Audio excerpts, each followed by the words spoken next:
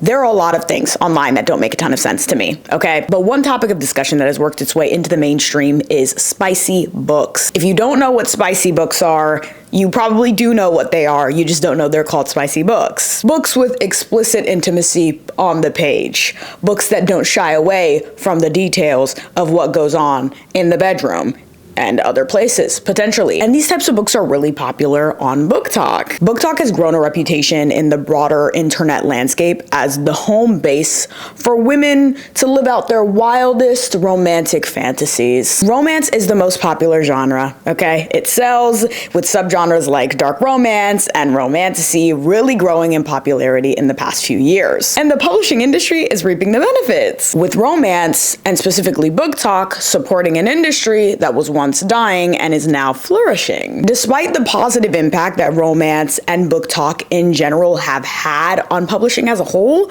there are countless videos of people criticizing the genre, criticizing the space as being illegitimate, as romance books not being real literature, and accusing people who read these smutty, spicy books of being corn addicts. Yes. It's true. One of the biggest frustrations that people on Book Talk have is this generalization of the space, saying that these spicy books are not all the community has to offer. It's led to this habit that a lot of people have of distancing themselves from people who tend to read primarily spicy romance books. The amount of videos that I have seen of people in the Book Talk space making it a point to distance themselves from people who read primarily spicy books, it's led to this kind of like, wait, that's them, not me. Yeah, I read romance, but not romance like that. You know, you're accusing people of being something, I am not that thing. And it's because of how judgmental people from the outside looking in can be when it comes to these books. And yes, it's true, Book Talk is a very diverse internet space. Creators read all types of genres and review them and recommend them: science fiction, fantasy, thrillers, even creators who dedicate their entire page to not genre books. But as I see this play out, I always have to ask myself, why are we so afraid of spicy books? Why are we so afraid of romance in general? I had a conversation with a cashier at Madewell. Stay in Madewell. My shirt right now, wait, no, my shirt's not Madewell. I almost lied to you. Anyway, I love Madewell. I was in the store like a year or two ago, and I was wearing this hat that said something about reading. I don't remember what hat I was wearing. I have a lot of hats, like caps, that really show to people that I'm a reader. They somehow have become a gift that people tend to get me ever since I got back into reading again. It's very interesting. Anyway, I have a lot of reader hats. And she pointed at my hat and she was like, "You read?" And I said, "Yes, I do." And so I asked her, "What's your favorite genre?" She immediately got shy. She literally fell into herself. I witnessed her go from bubbly, super excited to talk about books, to fearful of the conversation continuing, almost as if I was prying into something that was a secret 5 seconds ago. Before she could even think to answer, I knew what her answer was. I immediately jumped to make her comfortable. I was like, "Girl, if there's any place you could feel safe, it's right here with me. Let's chat." And thankfully, she opened up. We talked about all of our favorite romance books. I was holding up the line. She said she loved Emily Henry. I said, "Me too." We talked about some authors that we like, authors that we don't like. It was a great conversation, and I left and apologized to the people behind me. But I thought about this interaction so much in the weeks that followed, because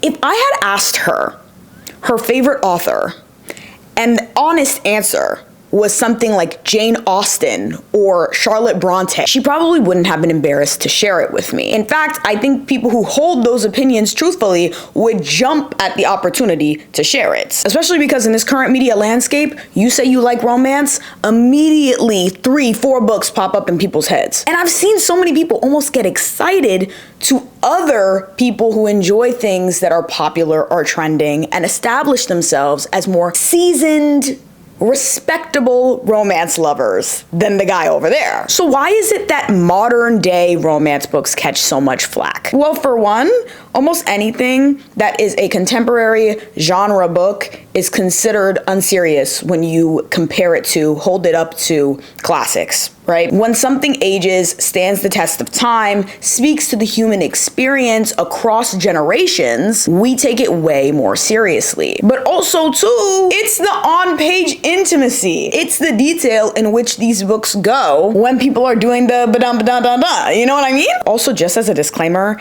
I should have done this at the beginning. I am going to be using all types of words to describe the ba-dum-dum-dum-dum because I don't want Big Daddy YouTube to get mad at me, okay? Also, I'm going to say the word intimacy so much, it's probably going to annoy you, but I think that's what I can get away with without getting flagged, okay?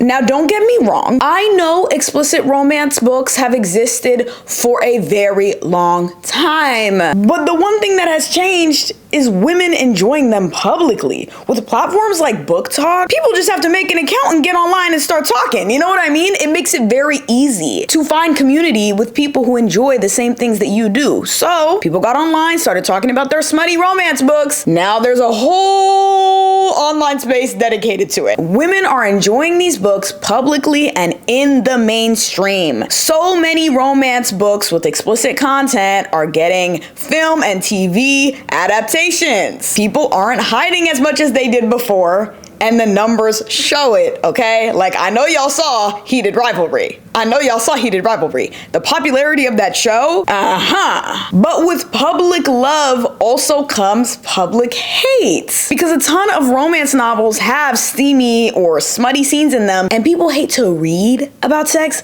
but they love having it. They love to hate women who are reading these books about all this tension coming to a head, but are out at the bars on Saturday night praying to God someone will walk home with them. It's not computing. It's not making sense to me. A lot of people kind of just say that the hate comes from people hating anything that women love. And while that is true, I do not deny that, we have to go back to the classics thing. No one will look at you crazy for reading a little Jane Austen on the train or the plane, or in the garden or something, you know what I mean? But God forbid you're reading Allie Hazelwood?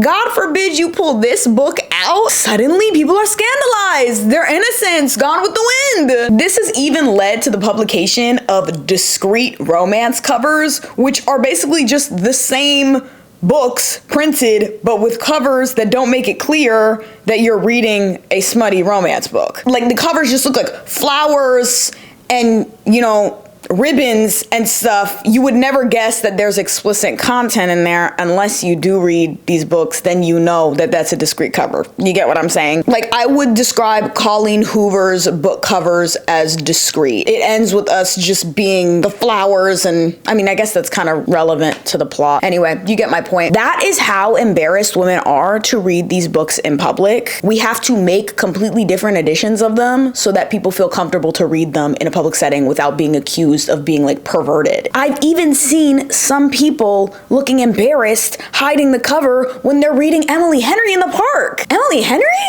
There's like 2.5 scenes in that book. Hello? And I'm not blaming people who feel embarrassed. I'm trying to point out how absolutely ridiculous it is. It isn't hard for people to comprehend the concept of wanting romantic partnership in real life. It isn't difficult for people to comprehend the concept of people desiring physical intimacy. Whether it's in the form of a fling or a serious relationship, it doesn't matter. In real life, you could go to dinner with your friends and talk about this stuff and nobody would be looking at you sideways. I mean, you're probably, depending on the level of detail you're going, you're probably keeping it hush hush. But like, the things I've heard in bars in New York City, stop playing with me, okay? So it begs the question, why is it so scandalous when it's on the page? Why is it immediately considered something that isn't worth your time when it's printed in a book? Why does it lose value? I do think that just the concept of talking about intimacy, using words to describe the experience of physical intimacy makes people so uncomfortable when other people are watching. If you're not just in the context of doing that with someone, it suddenly becomes taboo to like talk about it in detail. One of the things that made me notice this is how hockey teams were using Book Talk as a way to get some social media engagement. because as you know or don't know, hockey romance is a very popular genre. I mean, I mentioned Heated Rivalry earlier. There's another series that is getting a Prime Video show. It's called the Off Campus series. It's by Elle Kennedy. And real life hockey players would come on TikTok and somebody behind the camera would hand them a smutty hockey romance book and they would read the scenes, the very explicit scenes, out loud. And they would just be so shocked by what they were reading, right? And I get it, like you're being filmed, whatever, it's supposed to be like a whole like thing, da da da da da. But I've read some of these books that they're reacting to, and it's not that crazy. This is not any more or less detail than you and your homeboys would chat about when y'all are trying to compare notes like after the weekend. You know what I mean? It's not any more or less detail than a bunch of girlfriends gathering around and chatting about their recent escapades on Hinge. It's just not. So this shock value that putting words to the experience has, like it's mind-boggling how something that is simultaneously so normal, something that almost everybody engages in, becomes so taboo the moment you start to speak the words out loud. It's like, oh my God, women are reading this. Okay, but you're doing this. Oh, hello? Like, I'm bored. I'm sorry. Like, I'm bored. I'm not interested. Number 2 is this idea that in order for love to be legitimate in literature, you have to detach intimacy from it. Love can exist. It's beautiful. Some of the most popular films ever are romance films. That's the human experience. Okay. But the moment you bring detailed intimacy into it, that's too crass.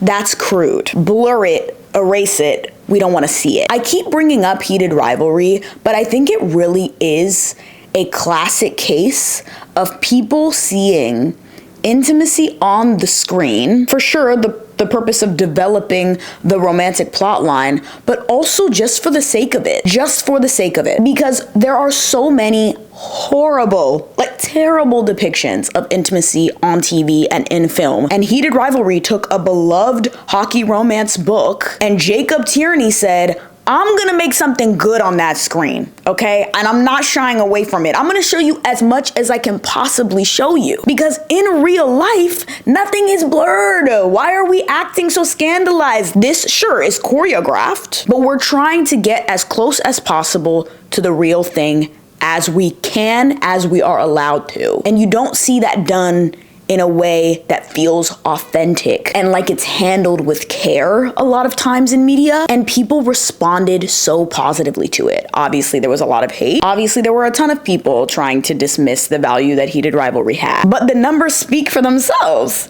The people love Heated Rivalry. The people love real, raw intimacy, and for it to be normalized in media. And lastly, I do think that intimacy being depicted in any way in detail on the page taints the thing. It's like red food dye in a cup of water. The moment you put one drop of that dye in there, immediately the whole thing turns red. That's what I think people see when they talk about romance book, especially people who typically don't read these books at all. If you hear that there's like one detailed scene in the book, the whole book gains a reputation of being smut. But if a man writes a book with explicit scenes, if romance is not at the center, that's fine.